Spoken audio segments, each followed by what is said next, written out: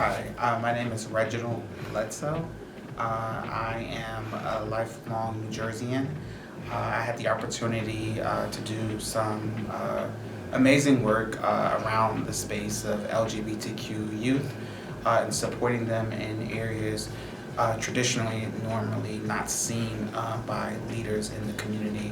I've had the opportunity I was born and raised in the city of Newark. I had the opportunity to become very politically active in the city.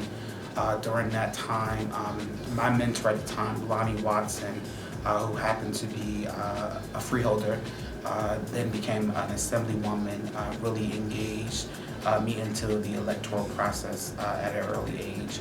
I had the opportunity to go on to Newark Tech High School and really began to bite my teeth at political engagement and leadership and just overall service to the community. During that time, I had the opportunity to go to Cheyney University, transferring to Montclair State University, where I completed my studies in political science.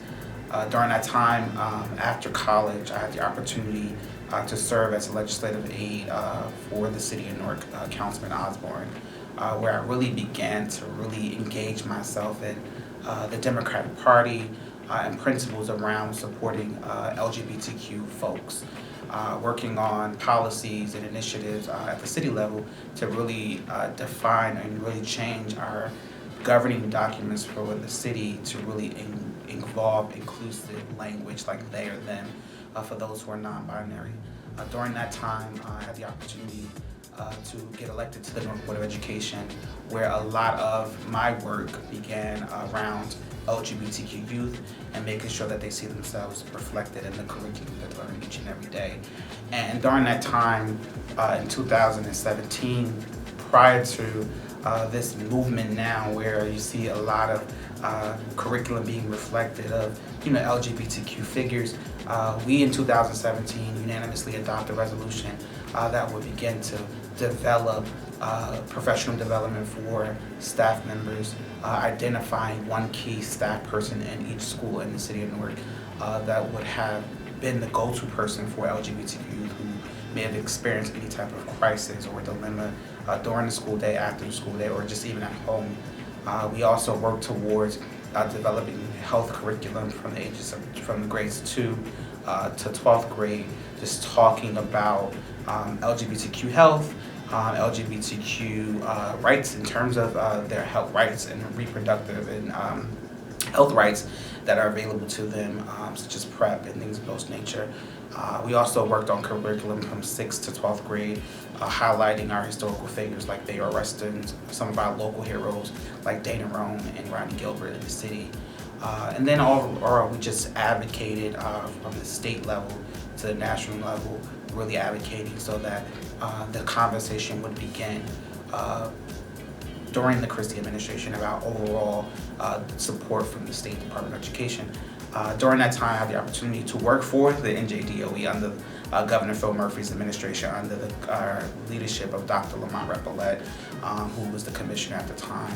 And right now what I'm doing, I'm working for the Department of Community Affairs for the commissioner and Lieutenant Governor Sheila Oliver.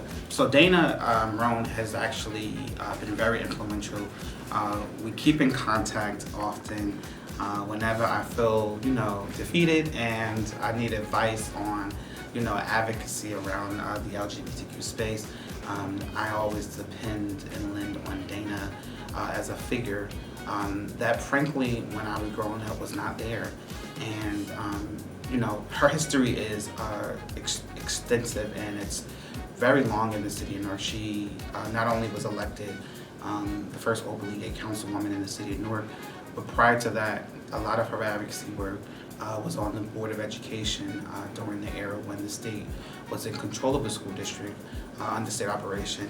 And during her tenure there, she managed to get elected the highest vote getter at the time to the school board. And then her advocacy continued advocating for students' rights and anti-bullying rules and laws during her tenure on the board. During that time, she simultaneously worked for the Housing Authority, advocating for housing rights, advocating against discrimination, specifically for the LGBTQ population. And that's meant a lot to me, to actually be able to physically reach out and able to have a conversation and touch a person who has had so much and tremendous influence around the LGBTQ space. Frankly, during a time when that population did not exist, a lot of folks did not want to talk about it. And under her tutelage, as a council person, we managed to have the first LGBTQ pride flag raising in the city's history in the summer of 2006. And during the time prior to her leadership, LGBTQ issues were not reflective of our politics in the city of Newark. So tragically, so many years ago, we lost someone who meant so much to the Newark community, and that is Sakia Guns, who tragically lost her life downtown Newark because she refused the advances of a man, and he attacked her heinously in a hate crime because of her sexual identity. And after that tragedy, we managed to see the LGBTQ movement birthed in the city of Newark with a week long of activities promoting LGBTQ education, advocacy, health education, just ultimately just advocating and finding spaces that are safe for the community in the city of Newark. But what I will always tremendously advocate for our youth who are coming behind me, stay true to yourself. Always manage to fight for what you believe in. And I don't want to sit here and lie to you and tell you that there will be difficult days ahead, but how you navigate and you get out of those difficult days is what really matters. Nothing is permanent. Nothing is that's so difficult that you cannot manage to get out of a situation. And there are countless supports and resources, including myself, and a number of organizations that I am a part of that are there to support you in any way that they can, from Garden City Quality to Glisten, a new organization that I sit on and I chair the board, Life Gets Better Together.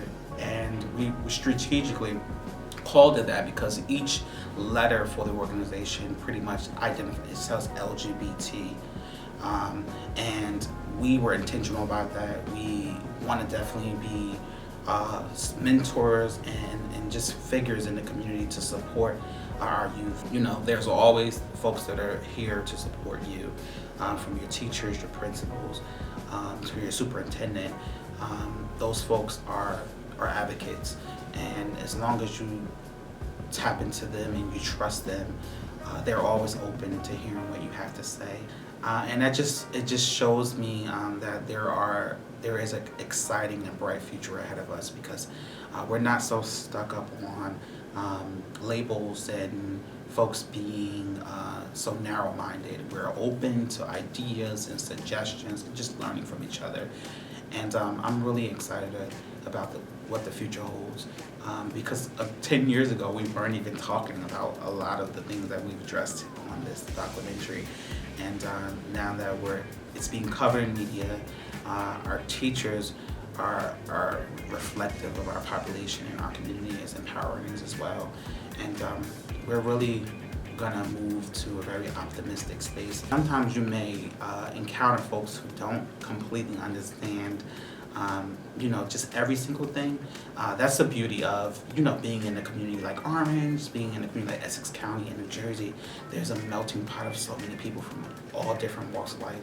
And we're more alike than we are different. And it's so awesome when you're able to connect your differences with people from all walks of life. There are so many people who are different, who look different than me. But I don't use our differences as a struggle. I use our differences as our strength. And when we learn that even though our differences may divide us, but there's always one common element to us. And oftentimes I believe music, art, food, and just the understanding of cultural backgrounds is what really connects us. When you really understand that you're able to go into any setting and understand someone's differences. You realize that there's so much similarities than anything else. And, just continue to be open-minded and understanding, because the more we come together, the stronger we are, the more that we're able to build and make our society so much better. This country was founded on those very principles, and in the midst of this pandemic and the political climate, some folks have attempted to use our differences as tools and weapons to divide us and to keep us separate. But we have to always remember that this climate and this situation is temporary, and we will get through this. And I go back to the curriculum and really learning why it's important for kids to be taught this, why it's important for teachers to be a part of the implementation and actually rolling it out and making sure that it's actually fulfilled, it's actually taught to the fulfillment that the law requires. Because a lot of teachers are learning as well as the students. And when we learn together, we grow together. And I'm reminded of a quote from India Arie, who is one of an amazing artist. It says, when older people and younger people talk, we'll be a better people. We can learn from each other, young people, like community, LGBTQ allies. We all can learn and offer some type of solution to what the problems that we're experiencing in this world. But the long run and being great and tapping into your identity is something that is inspiring. Never allow anyone to put out your light. That light can be a beacon, and it can spark a flame in someone else who just may feel low or less than. But always just be truthful to yourself. Always seek those who are understanding and who can surround themselves to support you in whatever way that they can. I work with some tremendous colleagues, those who are LGBTQ affiliated, those who are allies, and pretty much our work is to advocate and make sure that our youth are whole and together, and that they have the resources that they need when dealing with any trauma. And it's been a life work of mine to pretty much make sure that we make our population, the LGBTQ community, whole, and not allow negative influences and negative outside folks who pretty much do not understand our community to try to harm or hinder your growth. And I definitely want to say there are people out here that will definitely support and build you up, even if you can get that support from your family. If not, there's always folks like myself who are here and ready and will welcome you with open arms.